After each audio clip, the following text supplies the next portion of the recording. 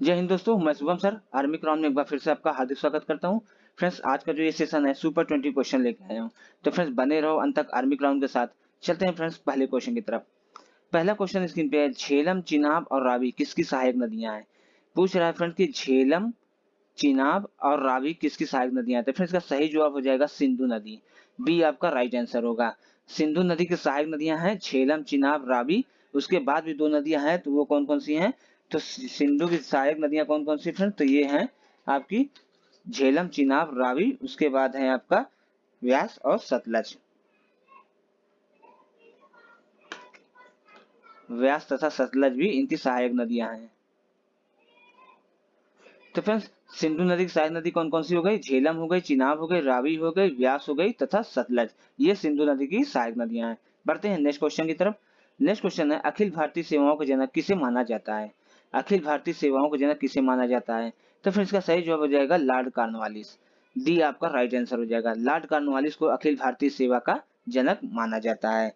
और 1854 में लंदन में सिविल सेवा आयोग की स्थापना की गई थी। 1854 में सिविल सेवा आयोग की स्थापना हुई थी।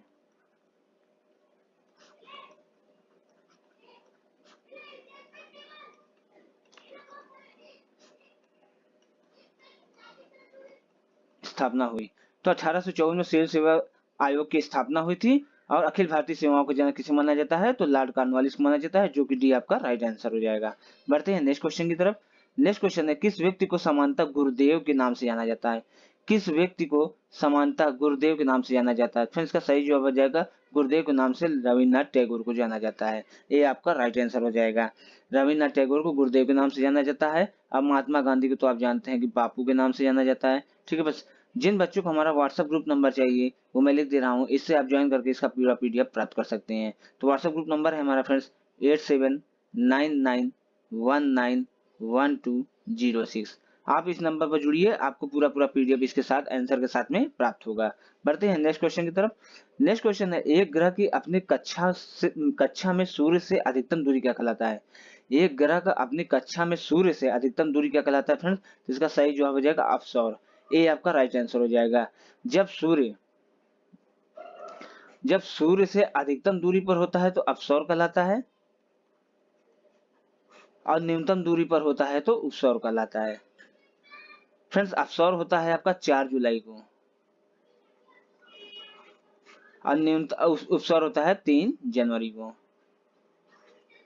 ठीक है, तो आप एक ग्रह के अपने कक्षा में सूर्य से अधिकतम दूरी को अपसौर कहते हैं। ये आपका राइट आंसर हो जाएगा। बढ़ते हैं नेक्स्ट क्वेश्चन की तरफ।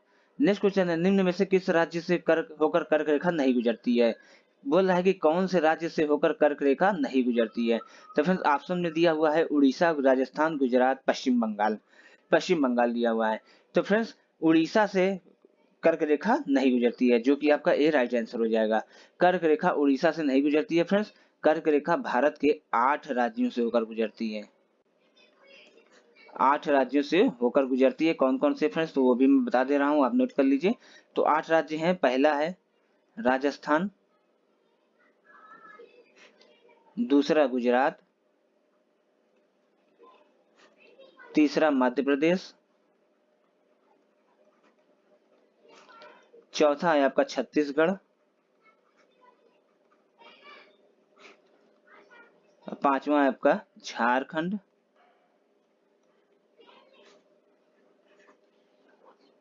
पश्चिम बंगाल छठा,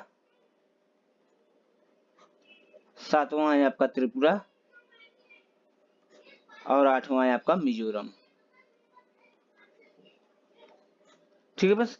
तो उड़ीसा राज्य से होकर कर्क रेखा नहीं गुजरती है। कर्क रेखा भारत के 8 राज्यों से होकर गुजरती है। पहला है राजस्थान, गुजरात, मध्य प्रदेश, छत्तीसगढ़, झारखंड, पश्चिम बंगाल, त्रिपुरा और मिजोरम से होकर गुजरती है। बढ़ते हैं नेक्स्ट क्वेश्चन की तरफ। नेक्स्ट क्वेश्चन है, गौतम बुद्ध का वास्तविक नाम क्या था। पूछ रहा है कि गौतम बुद्ध का वास्तविक नाम क्या था फ्रेंड, तो गौतम बुद्ध का वास्तविक नाम सिद्धार्थ था, जो कि ए आपका राइट आंसर हो जाएगा। गौतम बुद्ध का वास्तविक नाम सिद्धार्थ था। बात करते हैं इनके जन्म की, तो इनका जन्म 563 ईसा पूर्व में हुआ था। 563 ईसा पूर्व में लुम्बिनी नामक स्थान पर हुआ था। बात करते हैं इनकी मृत्यु की, तो इनकी मृत्यु हुई थी 483 ईसा पूर्व में। 483 ईसा पूर्व में इनकी मृत्यु हुई थी कुशीनगर में। कुशीनगर देवरिया में है, गोरखपुर। ठीक है बस। अब इन्होंने सर्वाधिक उपदेश कहाँ दिया था, तो इन्होंने सर्वाधिक उपदेश दिया था श्रावस्ती में। श्रावस्ती में इन्होंने सर्वाधिक उपदेश दिया था। प्रथम उपदेश इन्होंने दिया था सारनाथ में। ठीक है बस। तो गौतम बुद्ध का वास्तविक नाम क्या था, सिद्धार्थ था, जो कि ए आपका सही जवाब हो जाएगा। बढ़ते हैं नेक्स्ट क्वेश्चन की तरफ। नेक्स्ट क्वेश्चन है, गांधी जी का चंपारण सत्याग्रह किससे जुड़ा था? गांधी जी का चंपारण सत्याग्रह किससे जुड़ा था? तो फिर गांधी जी का चंपारण सत्याग्रह जुड़ा हुआ था तीनकंठिया आंदोलन से, जो कि ए आपका राइट आंसर हो जाएगा। गांधी जी का चंपारण आंदोलन तीनकंठिया आंदोलन से जुड़ा हुआ है। चंपारण में नील की खेती की प्रमुख प्रणाली तीनकंठिया थी। ये चंपारण में नील की खेती थी।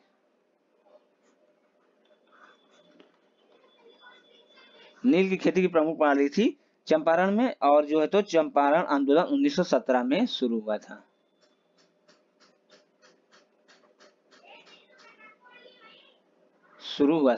तो गांधी जी का चंपारण सत्याग्रह किससे जुड़ा हुआ था? तीनकंठिया से जुड़ा हुआ था, जो कि आपका राइट आंसर हो जाएगा। बढ़ते हैं नेक्स्ट क्वेश्चन की तरफ।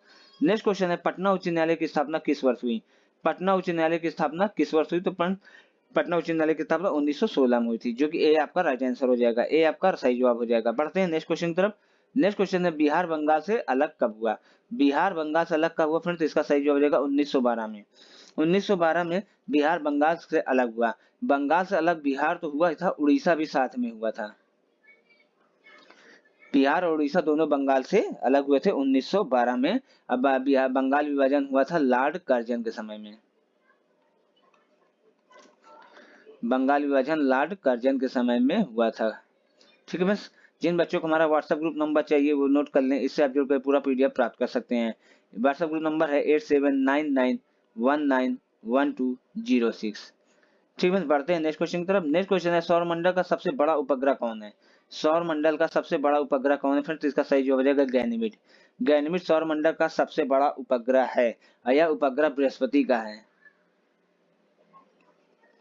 बृहस्पति का सबसे बड़ा उपग्रह गैनीमेड है, जो कि सौरमंडल का भी सबसे बड़ा उपग्रह है। अब बात करते हैं बृहस्पति के उपग्रह की, तो बृहस्पति के कुल 79 उपग्रह हैं। 79 उपग्रह बृहस्पति के। यहाँ बात करते हैं सौरमंडल में सर्वाधिक उपग्रहों वाला ग्रह, तो शनि हो जाएगा। शनि के सर्वाधिक उपग्रह हैं 82। ठीक है, तो सौरमंडल का सबसे बड़ा उपग्रह गैनीमेड हो जाएगा। यह बृहस्पति का उपग्रह है, सबसे बड़ा उपग्रह है। और बृहस्पति का 79 उपग्रह है। शनि का सर्वाधिक उपग्रह 82 उपग्रह है। बढ़ते हैं नेक्स्ट क्वेश्चन की तरफ। नेक्स्ट क्वेश्चन है, निम्न में से कौन सा एक मुगल काल का प्रमुख उद्योग था? मुगल काल का प्रमुख उद्योग कौन सा था फ्रेंड्स? तो यह जाएगा सही जवाब सूती वस्त्र। सूती वस्त्र जो है मुगल काल का प्रमुख उद्योग था। ठीक है बस। बढ़ते हैं नेक्स्ट क्वेश्चन की तरफ। नेक्स्ट क्वेश्चन है, ब्रह्म समाज की स्थापना किस वर्ष हुई? ब्रह्म समाज की स्थापना किस वर्ष हुई फ्रेंड्स? तो इसका सही जवाब हो जाएगा 1828 में। 1828 में ब्रह्म समाज की स्थापना हुई। किया था किसने? तो राजा राम मोहन राय ने।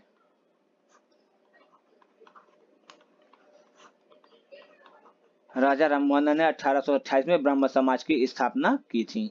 बढ़ते हैं नेक्स्ट क्वेश्चन की तरफ। नेक्स्ट क्वेश्चन है, निम्न में से आत्मीय सभा के संस्थापक थे? निम्न में से कौन आत्मीय सभा के संस्थापक थे? तो फ्रेंड्स आत्मीय सभा के संस्थापक भी राजा राम मोहन राय थे, जो कि ए आपका राइट आंसर हो जाएगा। राजा राम मोहन राय ने आत्मीय सभा की स्थापना की थी। कब की थी? 1814 में। 1814 में आत्मीय सभा की स्थापना राजा राम मोहन राय ने की थी। फ्रेंड्स बढ़ते हैं नेक्स्ट क्वेश्चन की तरफ। नेक्स्ट क्वेश्चन है, पृथ्वी की सतह का वह भाग जो पानी से ढका हुआ है? तो पृथ्वी की सतह का 2/3 भाग पानी से ढका हुआ है। सी आपका सही जवाब हो जाएगा। ठीक है बस। बढ़ते हैं नेक्स्ट क्वेश्चन। नेक्स्ट क्वेश्चन है, सौरमंडल का सर्वाधिक गर्म ग्रह कौन सा है? पूछ रहा है कि सौरमंडल का सर्वाधिक गर्म ग्रह कौन सा है, तो इसका सही जवाब हो जाएगा ए शुक्र। शुक्र ग्रह सौरमंडल का सर्वाधिक शुक्र ग्रह सौरमंडल का सर्वाधिक गर्म ग्रह है, और इसे पृथ्वी की भगिनी